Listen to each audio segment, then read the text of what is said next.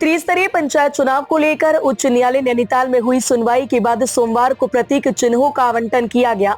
इस दौरान कांग्रेस ने प्रदेश सरकार और राज्य निर्वाचन आयोग पर लोकतांत्रिक मूल्यों को कुचलने का आरोप लगाया है। पूर्व सांसद प्रदीप टमटा ने बयान जारी करते हुए कहा कि उच्च न्यायालय ने अपने फैसले में 6 जुलाई को राज्य निर्वाचन आयोग के पत्र पर लगी रोक हटाई नहीं है। इसके बावजूद आयोग ने 2 जगह नामांकन करने वालों को चुनाव में उतार दिया है। इससे स्पष्ट होता है कि राज्य निर्वाचन आयोग उच्च न्यायालय के निर्देशों की अवहेलना कर रहा है। उन्होंने कहा कि उच्च न्यायालय ने चुनाव के बाद आपत्तियां सुनने की बात जरूर कही है, लेकिन इसके बावजूद भी वे न्यायालय की शरण में फिर जाएंगे। उन्होंने कहा कि प्रदेश सरकार और निर्वाचन आयोग पूरी तरह लोकतांत्रिक अधिकारों का हनन कर रही है, जिसका कांग्रेस विरोध करती है। कांग्रेस जिलाध्यक्ष बागेश्वर भगत सिंह डसीला ने कहा कि सरकार और राज्य निर्वाचन आयोग लोकतंत्र पर करारा प्रहार कर रही है। जिस तरह से दोनों अपनी मनमानी कर रही है, वो काफी निंदनीय है। हम इसका विरोध करते हैं। उन्होंने चेतावनी दी कि यदि आयोग ने निष्पक्षता नहीं बरती तो कांग्रेस इसे बड़ा जन आंदोलन बनाएगी। उन्होंने जनता से भी लोकतंत्र की रक्षा के लिए एकजुट रहने की अपील की। कि एक अटपटा सा फैसला आया हुआ है, जबकि पूरा उत्तराखंड राज्य जो है हरिद्वार को छोड़ करके पंचायती चुनाव चल रहे हैं, लेकिन हाईकोर्ट माननीय उच्च न्यायालय ने जो एक आदेश दिया है कि चुनाव प्रक्रिया जारी रहेगी और साथ ही साथ जो सिंबल अलॉटमेंट के लिए जो आज 2 बजे तक का टाइम दिया था उसमें सिंबल अलॉट भी हो गया है। और लेकिन उसके बाद हाईकोर्ट का ये एक आदेश आया है कि पीड़ित पक्ष उसके बाद हाईकोर्ट जा सकता है, क्योंकि 2 जगह नामों पर, जबकि माननीय उच्च न्यायालय ने आपत्ति जताई है कि 2 जगह नाम नहीं होना चाहिए, उसके बावजूद भी यहाँ पर को बागेश्वर जनपद में 7 नाम हमारे पास ऐसे आए हैं जिनके बागेश्वर नगर निकाय में भी नाम है और पंचायतों में भी नाम है। और जबकि नगर निकाय के चुनाव को अभी 6 माह नहीं बीता हुआ है, जबकि उत्तराखंड पंचायती राज एक्ट अधिनियम 2016 और संशोधित 2019 के आधार पर जिस तरीके से ये कहा गया है, लिखा गया है उसमें पंचायती राज एक्ट अधिनियम में कि किसी व्यक्ति का अगर 2 जगह नाम होता है तो वो साक्ष्य छुपाने के अभाव में उसको 1 वर्ष की सजा और 50,000 रुपये का अर्थदंड भी है। लेकिन उसके बावजूद भी जब जनता यहाँ पर को माननीय उच्च न्यायालय में गई तो माननीय उच्च न्यायालय के द्वारा तमाम इन जितने भी प्रोसेस हैं उन पर रोक लगाई गई थी। लेकिन चुनाव आयोग ने एक ऐसा निर्देश जारी कर दिया कि 2 जगह नाम वाले प्रदेश में कहीं भी हों वो चुनाव लड़ सकते हैं। ये कहीं ना कहीं जनता का शोषण और उनके जो लोकतांत्रिक व्यवस्था है और उनका जो अधिकार है उसका हनन करने का काम उत्तराखंड की सरकार और उत्तराखंड का जो इलेक्शन कमीशन है वो कर रहा है। इसकी हम कठोर शब्दों में निंदा भी करते हैं। और ये आप देखिए कि जिन प्रत्याशियों का नाम 2 जगह है, यदि वो कतिपय तौर पर अगर जीत के आता है तो कहीं ना कहीं उसके द्वारा जो चुनाव में जो खर्च किया जाएगा वो कहीं ना कहीं वो भेजा जाएगा। वो इसलिए क्योंकि चुनाव के बाद निश्चित तौर पे जो हारा हुआ कैंडिडेट है वो हाईकोर्ट जाएगा और इस पे जो है वो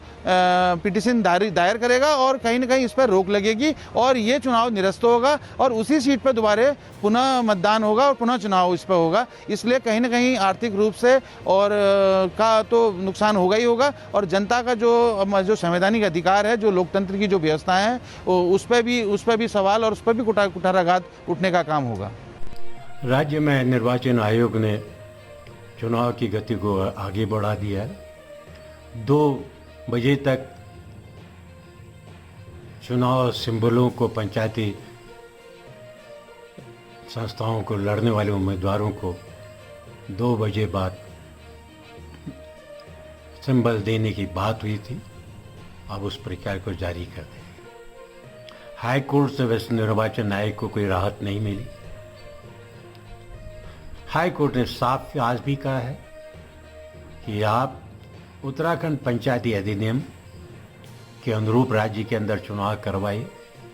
हाई कोर्ट ने 6 जुलाई 2025 के उनके स्पष्टीकरण को भी रद्द कर दिया था। तो साफ है कि अब जो चुनाव हो रहे हैं वो एक किस्म से कहें कि राज्य के पंचायत अधिनियम की माहौल उड़ाते विपरीत हो रहे हैं। हाईकोर्ट के दिशा निर्देशों को भी एक तरह से राज्य चुनाव आयोग धत्ता बता रहे हैं। ये नियम विरुद्ध हो नहीं सकते। पंचायत एक्ट करता है 2 जगह, धारा 9 की 7 उपधारा 7 साफ कहती है जो नगरीय निगम पंचायतों में है वो भाग नहीं ले सकते, लेकिन वो भाग ले रहे। बहुत सी जगह ऑब्जेक्शन आए थे क्योंकि चुनाव के स्पष्टीकरण के बाद रिटर्निंग ऑफिसर ने उनमें संज्ञान नहीं लिया। हाँ, जहां राज्य सरकार की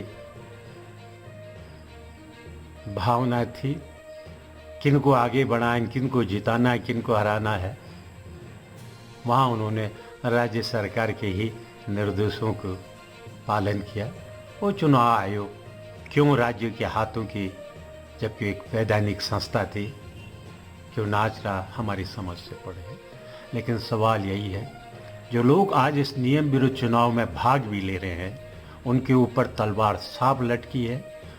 अगर वो जीत भी गए तब भी वो चुनाव खारिज होंगे और राज्य की जनता के ऊपर इस दोहरे चुनाव की जो मार पड़ेगी उसके लिए कौन जिम्मेदार होगा?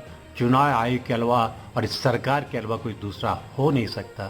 तो मैं समझता हूँ कि आज ये चुनाव आयोग ने जो फिर अपनी ज़बरदस्ती की है वो पंचायत राज अधिनियम की एकदम विपरीत है, न्यायालय के मंशा की भी विपरीत है, कानून के भी विपरीत है।